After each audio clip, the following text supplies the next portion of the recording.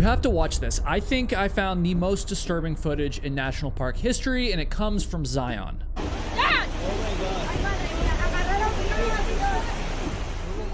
That footage is 100% real, and the scariest part is that it represents just one part of one case in Zion National Park, and there are plenty more that were never caught on camera. That video is taken in the middle of Zion on the Virgin River, and at first it looked like, you know, your ordinary flash flood chaos, I guess. You know, violent brown water ripping through the canyon, swallowing branches, rocks, and pretty much everything else in its path. But then the person filming realized something horrifying. There were people in that water. 2 hikers were being thrown through the rapids like they were just rag dolls, right? Bystanders screamed from the safety of higher ground, but the canyon had already turned into a trap. No one could jump in. No one could reach them. No one could help them. No one could stop what was happening. And the worst part is that after that video went viral online, one family saw it and feared the unthinkable. They feared that they might be watching the final moments of a woman that they loved. Her name was Jaytal Agnihotri. Jaytal was 29 years old, a University of Arizona graduate student, fiercely independent, adventurous, and the exact kind of person who would see a place like Zion and want to experience it for herself. You know, the red cliffs, the narrow stone walls, the legendary river hike. I mean, to her, it all looked like something out of a dream. But what she didn't know, and frankly most visitors don't know, is that Zion has a way of hiding danger in plain sight. The same canyon that looks beautiful in the morning can become a death trap by the afternoon. On Friday, August 19th, 2022, Jaytal was hiking with 2 friends through an area called the Narrows. Now, if you've never been there before, there's a strong chance that you've seen it on Instagram at the very least, but it's basically a very long slot canyon that was carved by the Virgin River over years and years of erosion. In some places, the canyon walls can become so tight and steep that sunlight barely reaches the water below. This is a very, very popular place and a truly beautiful place, but it's also one of the most dangerous places imaginable, because if bad weather strikes and, you know, tons of people are down in the Narrows, there is literally nowhere for them to escape. However, the weather in Zion on this particular day had been relatively normal.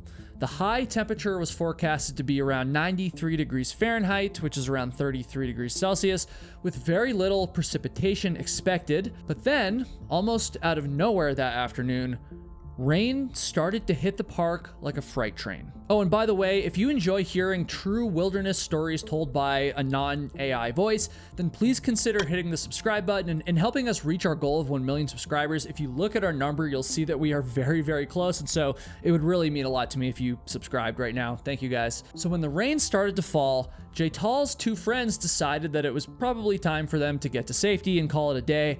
But Jaytal wasn't gonna let a little storm keep her from seeing the iconic upper area of the Narrows. So she told her friends that she would meet back up with them in the parking lot by 5:30 that evening. And with this, and perhaps against their better judgment, her friends agreed and the group parted ways. At the time, they had no idea that the next time they'd see Jaytal would be in a video that would shock everybody. The rain refused to let up, and the radar showed that conditions were only going to get worse. At 1:40 p.m., officials issued a flash flood warning for all of Washington County as thunderstorms rolled over the headwaters upstream of the Narrows. Hikers were warned to seek higher ground, but by 2:15 p.m., park officials were already receiving reports of people being swept off their feet by floods surging through Zion Canyon. Things were getting really, really bad, and so the National Park Service immediately mobilized for a large-scale response. More than 20 park rangers and members of the Zion Search and Rescue were deployed along the river with ropes and flotation devices, ready to help anyone who was caught in the water. And while the rangers were scrambling, the flood was also being captured on video, and some of that footage, the footage that you just saw at the beginning, was about to become one of the most haunting keys to this entire case. But before that fateful video ever played a role in the search for anyone, Rangers spent their time interviewing groups of visitors that were exiting the Narrows and Riverside Walk in order to ensure that they were not missing any members of their party. And strangely, at that time, no hikers were reported missing. However, Jetal's friends and family still hadn't heard from her by the time the sun went down, and so by then, they were starting to panic. They hoped to get a call or a text that reassured them that she was safe from these dangerous floods. But as the hours ticked by, their phones still hadn't buzzed with any good news or any news at all. Jetal's friends just couldn't wait anymore, and so that evening, they made the gut-wrenching decision to report her missing. By the next day, the search operation was in full swing. The Virgin River was still swollen and fast-moving from all the flooding, which forced crews to navigate deep channels, heavy vegetation, piles of debris that had built up, and dangerous log jams where someone else could easily become trapped. Over the next few days, more than 170 responders searched for Jetal, combing stretches of river inside and south of the park for any sign that she had made it to shore. Water rescue teams battled powerful currents, while canine units searched the brush-covered banks. And while all of this was going on, her family and friends endured every passing hour with almost no answers. Her brother, Pujan, well, he spoke to reporters as the search entered its third day. He said, quote, "We don't know what she's going through or where she is." But he also believed that if there had been any way for her to survive the flood, then she certainly would have fought for it. He also said that the flood seemed to come out of nowhere, with no warning signs or closures from the Park Service. And to be fair, flash floods in canyon systems like this are notoriously unpredictable and conditions can change incredibly fast. However, tragedies like this do raise some difficult questions afterwards. Was there enough warning? Could hikers have been evacuated sooner? Or was this simply one of those horrifying moments where Mother Nature moved faster than anyone could actually react? Still, it's important to remember that Jetal's friends begged her to leave the Narrows before the flooding began, and they escaped while she chose to stay in the canyon. And look, I'd never blame anyone for a freak natural disaster like this, but it felt important to point out one small choice, which in hindsight probably feels like the biggest choice that Jetal ever made. On Monday, August 22nd, 4 whole days after Jetal had disappeared, a Zion search and rescue team was combing through the Virgin River near an area called the Court of the Patriarchs. Now, the river was definitely still full from the weekend of heavy rains, but the weather had finally subsided just a little bit, and that gave crews a chance to dig deeper through all of the wreckage.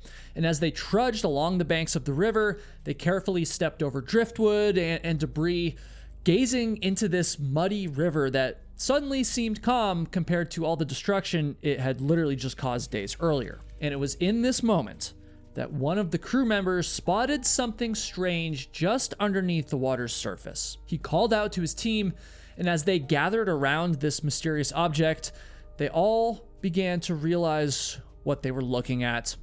They were a whopping 6 miles downstream from where the flash flood initially tore through the Narrows, but it's there where they tragically found the remains of Jetal Agnihotri. The massive search was finally over, but everything changed after one video started to go viral. Now, going back to this footage, I know it's kind of hard to understand at first, but if you look closely, it apparently shows 2 hikers being swept violently through the muddy current, completely powerless against the river as it surges through the canyon. The clip is chaotic and shaky, and it's also not very long. You can't see the faces of either hiker in that video, but according to one report I saw, Jetal's family believes that one of those hikers is her. And look, I'm honestly not sure how they could be so certain about that, but it's really not that hard for me to understand why even like the slightest possibility might still haunt them to this day. Because for a few terrible, terrible seconds, that video captures exactly how brutal the flood really was. The hikers are tossed through the current almost like driftwood. They're being swallowed by waves of mud and debris as bystanders scream from the canyon walls above. And look, whether or not that footage actually featured Jaytal, it quickly became the closest thing that her friends and family will ever have to seeing her final moments. And so my heart goes out to her and her family, all of her loved ones. The weather that day was just unpredictable and crazy, but not every Zion tragedy actually comes from the weather. Sometimes the most dangerous thing in the canyon isn't the river or the trail or the cliff, but rather the person standing right next to you. In May of 1997, Patty and James Bottarini went on a majestic hike up to Zion National Park's observation point. This was supposed to be a romantic chance for the couple to kind of reconnect, but on this afternoon, when love was supposed to be in the air, the only thing that echoed through the canyon walls were screams of desperation. Now, Observation Point is one of Zion National Park's most famous overlooks, but it isn't considered to be unusually dangerous. At the time, many park rangers were quick to point out that nobody had fallen to their death from Observation Point in more than 30 years, which, like, I'm not the most superstitious person in the world, but I don't think I'd be going around bragging about a streak like that. But anyways, as for James and Patty, they had been married nearly a decade and they lived in Medford, New Jersey with their 2 young sons. Patty came from a wealthy California family and owned a 1/12 stake in the family business worth roughly $1 million. And James, meanwhile, reportedly struggled financially and had significant gambling debts from years of trips to Las Vegas. In May of 1997, the couple was visiting California when James suggested that they extend their trip with a getaway to Las Vegas and then Zion National Park. Supposedly like a second honeymoon almost. And the more that I think about it, this trip didn't really sound like the kind of honeymoon that most girls dream about, right? I mean, people tend to visit tropical islands or eat fancy European dinners, not make a pit stop at a Las Vegas casino on their way to a grueling desert hike, but who knows? And honestly, who am I to say? Because Patty agreed to this detour, and on May 9th, the couple headed up the Observation Point Trail. But the hike had been so much more grueling than the two of them expected, and so they actually decided to turn around before reaching the summit. And like I mentioned earlier, this trail isn't one of the most dangerous ones in the park, but it is still quite physically demanding. The heat and the elevation had exhausted the two of them, and they were basically ready to call it a day, even if it meant they didn't actually get to observe Observation Point. And so they turned around, and on the way down, James was walking about 15 feet ahead of Patty when all of a sudden he heard her slip. By the time that he turned around, he saw Patty scrambling near the cliff's edge. She was desperately trying to regain her footing. She was kicking up dust and rocks in the process, but by this point she was already too off balance. And so in an instant, Patty took one last stumble and fell right off the edge of the trail. She plummeted down the canyon wall and fell nearly 500 feet to her obvious death. And this was, it almost goes without saying, a devastating sight. I mean, a husband watching his wife slip away from him when all he can do is just like watch, well, that's complete horror. However, that was only James's version of events. Because when other hikers described what they saw before and after Patty went over the edge, this stopped sounding like a tragic accident and started sounding like something much, much darker. Now look, I love our national parks, but I also think that people deserve to know what really happens inside of them.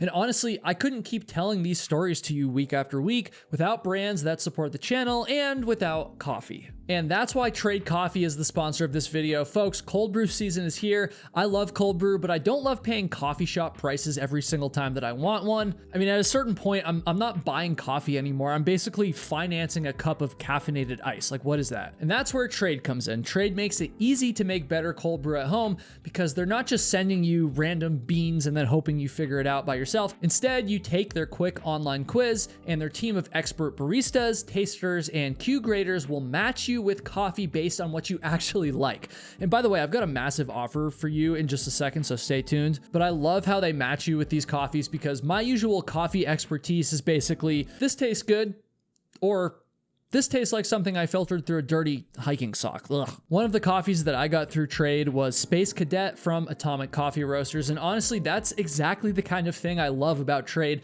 I would have never found that coffee on my own, but Trade makes it easy to discover roasters and coffees that actually fit your taste. Trade is the #1 coffee destination in the US for both hot and cold coffee drinkers. They curate over 500 coffees from more than 55 top roasters across the country, and every single bag is roasted fresh to order and shipped right to your door. And right now, Trade is offering up to 30% off new coffee subscriptions at drinktrade.com/KyleHatesHiking, or you can just click that link in the description. That's a really good deal. So one more time, that's drinktrade.com/KyleHatesHiking to get up to 30% off your first subscription.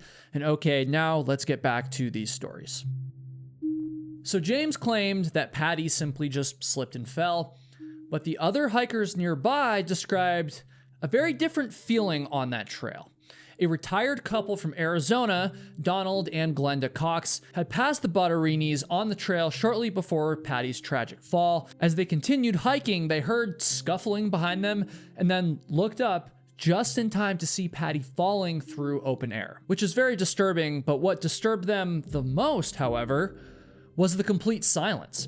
They reported that they heard no screaming or panic or desperate cries coming from James. And I've obviously never been in a scenario like this whatsoever, but I can almost guarantee you that I'd be screaming my head off if I watched anyone take a fall like that, especially if it was someone I loved, and I bet you would do the same thing. So Donald and Glenda rushed to get help while James continued down the trail until he encountered another group of hikers. And those hikers later said that James appeared, a little bit shaken, that he was also unusually calm at the same time. And when he first said, quote, "My wife fell," there was so little urgency in his voice that they assumed that she had just suffered a minor injury or something like that. It was only after the group of hikers asked where she had fallen that they realized that she had actually fallen off the cliff. These hikers then began calling Patty's name down into the canyon below, and they also started searching immediately. But several witnesses later claimed that James barely participated in that makeshift search and rescue, which is weird. And eventually, a hiker named Robert Falk spotted something along the cliffside, and he knew what it was. His heart sank. Robert turned to James, and he told him to stop. He said, quote, "Jim, it's not good. Don't come up here." But as Robert knelt down to get a closer look at what he had seen, he could hear James's footsteps behind him, and he realized that right there, 500 feet below the trail, they had discovered Patty's body. And the scene was apparently so gruesome that it was immediately obvious that she had not survived. And so Robert observed this, and then he turned back around, and he realized that James still didn't seem to be that upset, at least not on the surface. The only notable reaction that James seemed to have in that moment was that he felt the need to pick up a rock and then throw it at a pack of vultures that were circling overhead. He seemed to be focused on anything other than the deep heartbreak that you'd assume a husband would be feeling after losing his wife like this. And look, everyone deals with tragedy differently, but James's behavior just didn't really make any sense. And so now it was time for investigators to get to the bottom of what the hell had actually happened here. And it didn't take very long at all for them to notice some extremely unusual details about the scene. Despite the massive fall that Patty had taken, there were surprisingly very few signs along the cliffside that would indicate that she had repeatedly struck the canyon walls on her way down. They also found no evidence of disturbed rocks or scrape marks or tracks consistent with someone who had naturally slipped over the edge. Instead, investigators believed that she appeared to have gone over the cliff unusually cleanly, which made people start to wonder if the fall was really an accident at all. When you combine the physical evidence on the trail itself, the witness statements from Donald and Glenda Cox, and James's strange behavior that day, it's not hard to see how people started to set their sights on James as the prime suspect. Investigators acknowledge that trauma naturally affects people differently, and intense shock can make people appear detached or emotionally numb. But additional details just kept coming out from that day, and they kept raising everyone's suspicion. And there also started to be some inconsistencies in James's statements. According to Patty's sister, James initially claimed that Patty had fallen while hiking Angel's Landing, which is a completely different trail, before later correcting himself and saying the accident happened on Observation Point. Patty's sister also insisted that Patty was extremely afraid of heights and likely would have stayed far away from any exposed ledges. The red flags against James just kept piling up, but the icing on the cake came when investigators uncovered one of the biggest details in this case, and that was Patty's massive life insurance policy. You see, just months before her death, Patty had taken out a $250,000 life insurance policy that named James as the beneficiary. And when you combine that gigantic payout with Patty's ownership stake in her family's company, well, her death potentially gave James access to well over $1 million. And it didn't help that James later gave conflicting statements about that policy. When he was originally questioned about it, he admitted to knowing about the insurance money and some of Patty's assets, but then he had a different conversation later with a federal agent where he denied knowing anything about any of the money he was about to inherit. By this point, the authorities were pretty convinced that this wasn't just an accidental death. They were convinced that this was a possible homicide. But despite all of these red flags, that didn't mean the case was going to be easy.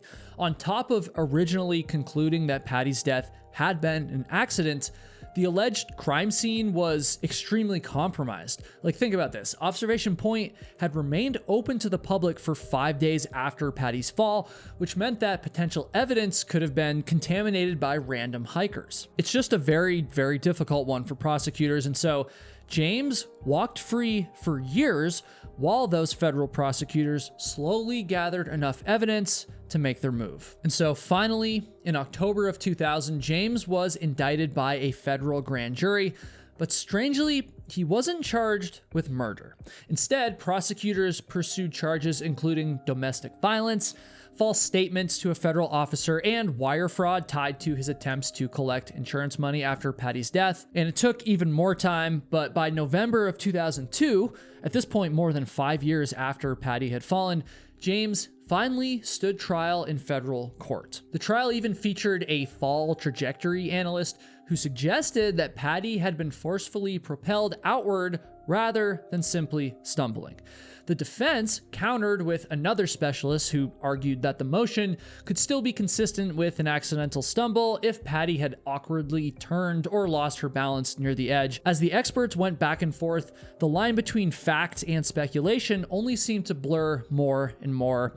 And then finally, after weeks of testimony, the jury reached a shocking conclusion. They acquitted James of all federal charges. And the controversy didn't end there either. According to later reports, 10 of the 12 jurors actually believed that James was guilty, but they didn't fully understand the rules of coming to a unanimous agreement. And so, despite most jurors reportedly believing that he was guilty, they all eventually voted to acquit him. And because of double jeopardy protections, James could never be federally tried again on those charges. Civil lawsuits over Patty's estate and the insurance money continued for years, and in 2005, James gave up all claims to Patty's ownership stake in the family company as part of a settlement, but he still made no admission of guilt. And so legally speaking, James walked free.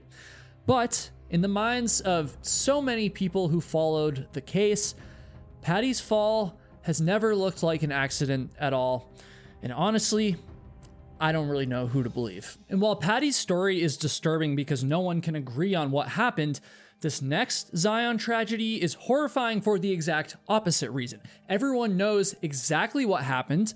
They were just too late to stop it. On September 14th, 2015, 7 hikers in their 50s entered Keyhole Canyon, and they took this photograph together. It looks like a really nice photo, but once you know the backstory behind it, it makes it very hard to look at. Everyone is smiling, but that's because they were completely unaware that this would become the final picture ever taken of any of them. I've actually mentioned this story on my channel before, and so I'm going to keep this one brief, but the group of middle-aged hikers had all met through a program called the Valencia Hiking Club, which was a community built around shared outdoor adventures. Most of them were actually pretty experienced hikers, and it's obvious that they weren't just like a bunch of reckless people going through a midlife crisis. They were prepared. Or at least they thought they were. The group also seemed to know that the weather in Zion could flip in an instant. Several members actually checked the forecast repeatedly, and they even called or texted family members asking for multiple weather updates as they approached the canyon. There was roughly a 40% chance of rain in the forecast, but since we know that the forecast isn't always accurate, timing their trip was still going to be a matter of life or death. And tragically, at the exact moment the group of hikers lost cell service, a flash flood warning was issued for the Keyhole Canyon area, and within a short time, park officials actually closed the canyon entirely. But that closure notice never reached the hikers. There was no signal or no blaring sirens, they're in the backcountry, and there was no way for any of them to know that conditions had just shifted from risky to deadly. Since the hikers had no idea what kind of danger they were walking into, the hike itself felt completely normal, at least at first. They moved through narrow passages and shallow pools, occasionally stopping to rest and take in the scenery. At one point, they actually stopped together and took that photograph. And knowing what's about to happen makes the image extremely chilling. 7 hikers standing close together, smiling and relaxing against the canyon's rock walls. It looks like any ordinary hiking photo of friends sharing a fun moment in a beautiful place, but weather conditions were about to shift dramatically as heavy rain accumulated in the watershed feeding into the canyon, and within an hour, raging water surged into Keyhole Canyon. The peaceful rock formations instantly became channels for fast-moving floodwater, and there was nowhere for them to go. The group was completely trapped. Meanwhile, a smaller group of hikers who had entered the canyon just a little earlier managed to exit right before conditions got bad. And then once outside of the canyon, they alerted park rangers that the Valencia Hiking Club group was still inside. Officials had to weigh the risk of a rescue operation, but entering the flooded canyon would have placed many additional lives at risk. Over the following days, as conditions slowly improved, searchers recovered each hiker from the canyon. One by one, all 7 of them were eventually found. Their names were Steve Arthur, Gary Favela, Muku Reynolds, Don Teshier, Robin Broom, Mark McKenzie, and Linda Arthur. And while the victims in this story were photographed just moments before their demise, it took modern technology over 50 years to finally get the full picture of what happened to a group of extremely unlucky Boy Scouts in our next story. On September 17th, 1961, a Boy Scout troop from Salt Lake City traveled down to Zion for what should have been a pretty normal 2-day hiking and camping trip. Among the group of over 20 people were 2 17-year-old boys named Alvin Nelson and Frank Johnson. Now, Alvin was athletic and adventurous. He loved the outdoors, and he was looking forward to serving an upcoming mission trip for the Church of Jesus Christ of Latter-day Saints. Alvin and Frank were best friends, and on this particular day, their troop entered the Narrows, which you might remember is the exact same slot canyon from our first story. Obviously, the place was just as incredibly beautiful back in 1961 as it is today, but it's also always been incredibly dangerous. As Alvin, Frank, and the rest of their troop traveled deeper and deeper into the canyon, none of them had any idea what was going on miles away from them, far, far away from the Narrows itself. That day, heavy rain had fallen upstream and caused the Virgin River to swell with excessive water. And somewhere deep inside the Narrows, the troop suddenly heard this massive roar echoing through the canyon, and before anyone could even begin to guess what the sound was, they were greeted by a massive surge of muddy water exploding through the narrow passageways of the canyon. The troop and tons of other hikers were violently swept up in just an instant. As the river came crashing through the Narrows, some of the Boy Scouts were actually standing safely on higher ground, while another small group of scouts scrambled to safety on an even higher bank. And 15 others were luckily able to grab some nearby trees to avoid being ripped away by the flood, but not every member of the troop was so lucky. When the water finally settled and the boys looked around to make sure that everyone was all right, they realized that they were missing a few people. Their scout leader, Walt Scott, was the first. And then 4 other boys were missing as well: Stephen Florence, Paul Nichols, Alvin Nelson, and Frank Johnson. The rescue effort started as soon as these survivors made it out of the canyon. Search crews canvassed for miles and miles along the Virgin River and hoped that somehow Walt or any of the boys had managed to pull themselves out of the current and survive. The community surrounding Zion also jumped in to help look for the hikers, and one of those people was a local man named Vance Justet. At 10 a.m. the following morning, Vance was walking along the river near the town of Springdale, Utah, nearly 10 miles away from where the troop was initially hit with the flood, by the way.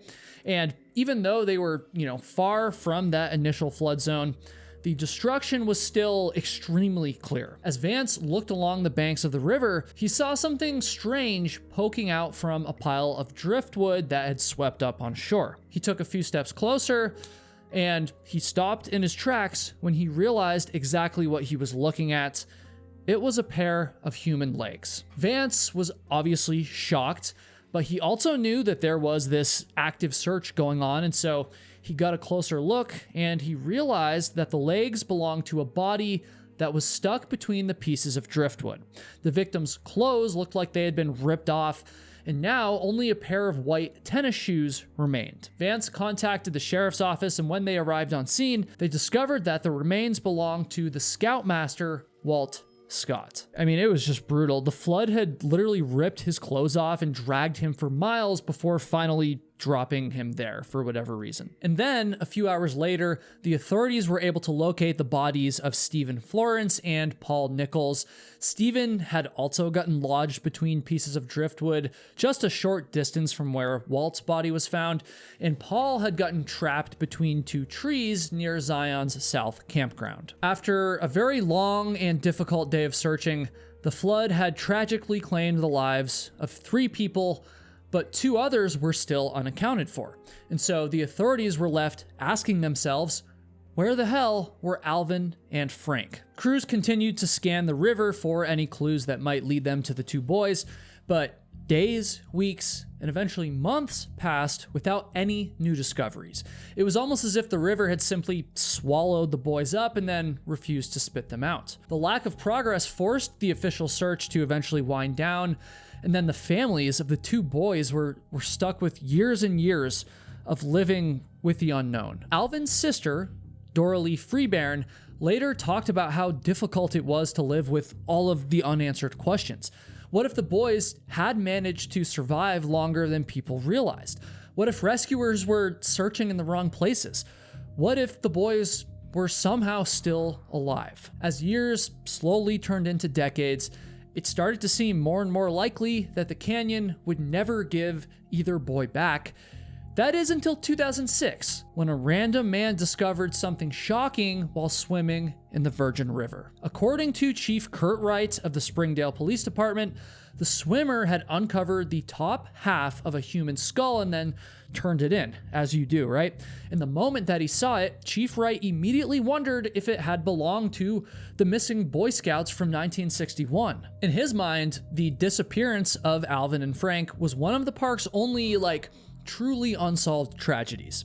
And so he saw this new discovery as a chance to finally crack the case, but DNA testing was expensive, especially for a small department like his. And so the bone fragment was placed into evidence storage, and that's where it sat for years. And honestly, that probably should have been the end of the story, but it's not. Because in 2012, Chief Wright learned that the University of North Texas was offering free DNA testing for law enforcement agencies. And so, seeing a chance to finally solve one of Zion National Park's biggest mysteries, he reopened the investigation after decades of silence. Chief Wright tracked down surviving relatives of Alvin Nelson and Frank Johnson and collected DNA samples for testing.